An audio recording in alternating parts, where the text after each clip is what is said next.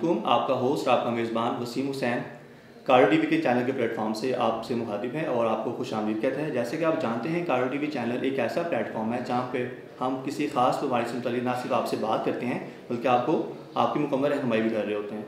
تو آج کا جو ٹاپک ہے وہ بلڈ پریشر اور پے کنٹرول اور رمضان سے متعلق ہے. جیسے کہ آپ کو معلوم ہے کہ ماہ رمضان کی آمد ہے اور ماشاء اللہ سے ایک بڑا بابرکت مہینہ ہے جس میں ہم نے نہ صرف نماز بلکہ روزے کی بھی پابندی کرنی ہوتی ہے.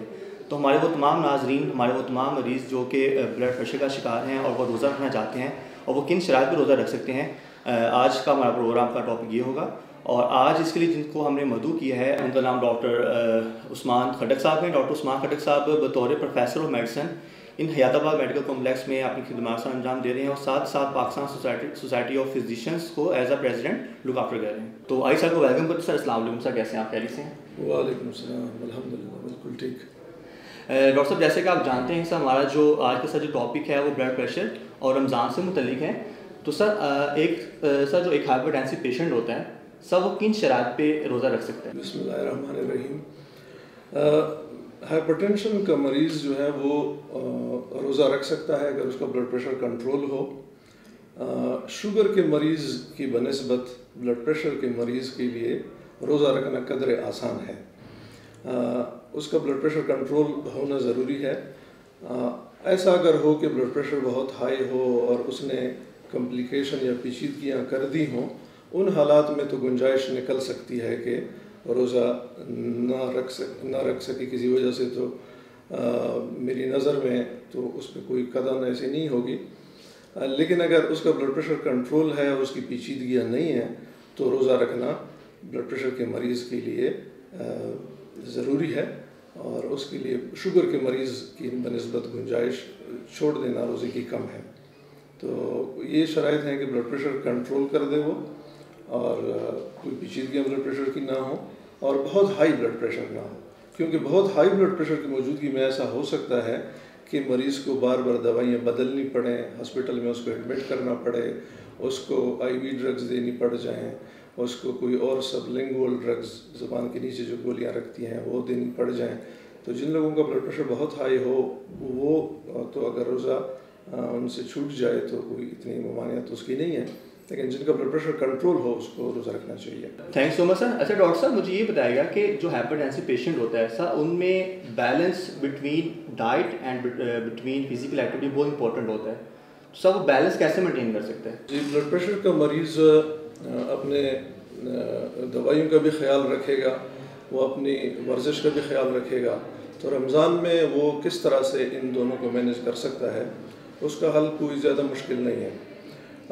حل یہ ہے کہ اگر وہ رمضان سے پہلے دن میں اپنی میڈیسن لیا کرتا تھا تو اب اس کو چاہیے کہ رمضان سے ہفتہ 2 ہفتے پہلے وہ اپنی میڈیسن رات کے ٹائم میں یا شام کے بعد کے ٹائم میں لینا شروع کر دے، تاکہ جب رمضان شروع ہو تو اس کی باڈی ان دوائیوں کے ساتھ پہلے سے عادی ہو چکی ہو. تو مثلاً اگر وہ شام کے بعد افطار کے ٹائم کے بعد، یعنی جب رمضان ابھی شروع نہیں ہوا، شام کے بعد اگر وہ اپنی دوائیاں لیتا ہے، پہلے سپوز وہ دوپہر میں لیتا تھا ایک دوائی، اب اس نے 1-2 ہفتے پہلے رمضان سے شام کے بعد لینا شروع کر دی ہے، تو جب رمضان پہنچے گا تو اس کی باڈی اسی کے مطابق ہو چکی ہوگی. تو ایک تو اس نے دوائیاں موڈیفائی کرنی ہیں.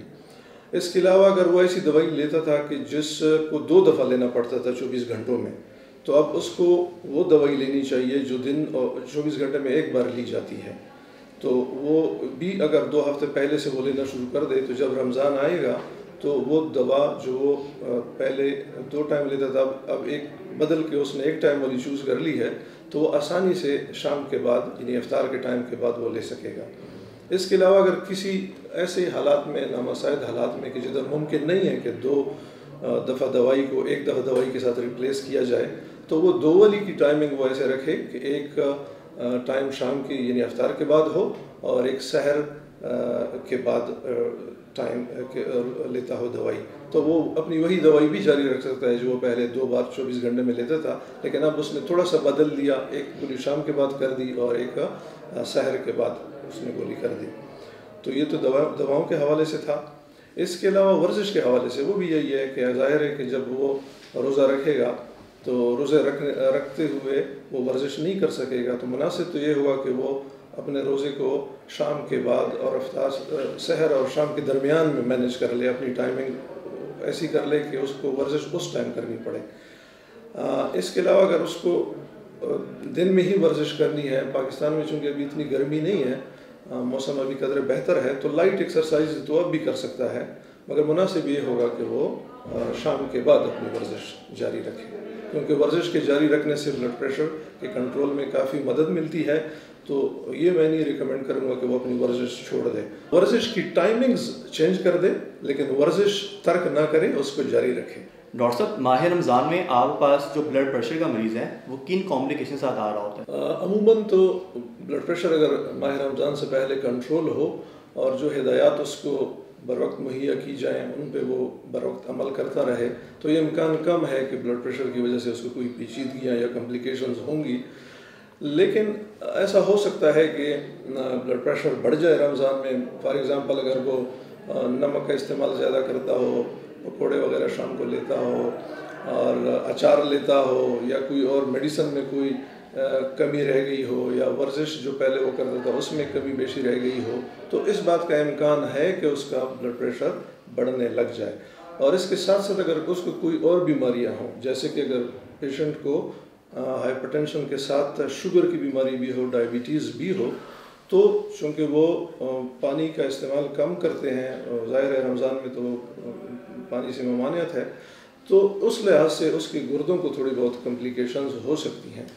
اب ایسے میں اگر مریض کا بلڈ پریشر بھی کنٹرول نہ ہو، وہ شوگر کا بھی مریض ہو اور وہ روزہ رکھنے پہ بضد ہو یا روزہ رکھنا اس کو جائز ہو یا منع نہ ہو، تو اس بات کا امکان ہے کہ اس کے گردوں پہ تھوڑا سا اثر ہو سکتا ہے۔ اس کے علاوہ اس سچ روزے سے بلڈ پریشر بڑھتا نہیں ہے، بلڈ پریشر کم ہو سکتا ہے، بڑھنے کا اس امکان نہیں ہے روزے کے ساتھ۔ تو جس کا بلڈ پریشر شروع سے کنٹرول ہو اور کچھ ہدایات پہ وہ عمل کرے جو بتائی جاتی ہیں، ڈائٹ کے متعلق، ورزش کے متعلق، دواؤں کی ٹائمنگز کے متعلق، اگر یہ سب پہ وہ عمل پیرا ہو تو کوئی پیچیدگی رمضان میں بلڈ پریشر کی وجہ سے نہیں ہو سکتی۔ Thank you so much, sir, for your insights, wonderful insights about complications for hypertensive patient during fasting. تو ڈاکٹر صاحب، میں امید کرتا ہوں کہ جتنے بھی ہمارے جو بیسک کویشچنس ہیں جو ایک عام انسان کے بارے میں پائے جاتے ہیں ریگارڈنگ بلڈ پریشر پہ کنٹرول اور رمضان سے متعلق، وہ ڈاکٹر صاحب نے ان کو بڑا ایک سمپل اور کرسپ طریقے سے آپ کو تک ڈلیور کر دی ہیں۔ اگر آپ کے بارے میں فردر کوئی کویشچن ہے تو آپ ہمیں نیچے کمنٹ باکس میں مینشن کر سکتے ہیں، ہم آپ کا ڈاکٹر صاحب سے جواب لے کے دے رہے ہوں گے۔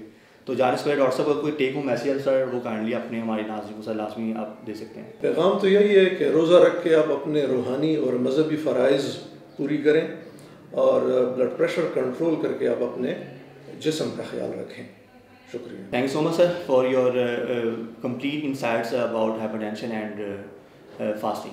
Thank you so much sir. میں امید کرتا ہوں کہ بلڈ پریشر پہ کنٹرول اور رمضان سے متعلق تمام بنیادی باتیں آپ تک پہنچا دی گئی ہیں۔ اگر آپ چاہتے ہیں کہ اس طرح کی مزید ویڈیو آپ تک پہنچیں تو آپ ہمارے کارڈیو ٹی وی چینل کو لازمی سبسکرائب کریں، لائک کریں، شیئر کریں۔ ملتے ہیں نئی ویڈیو میں، تب تک کے لیے اللہ حافظ۔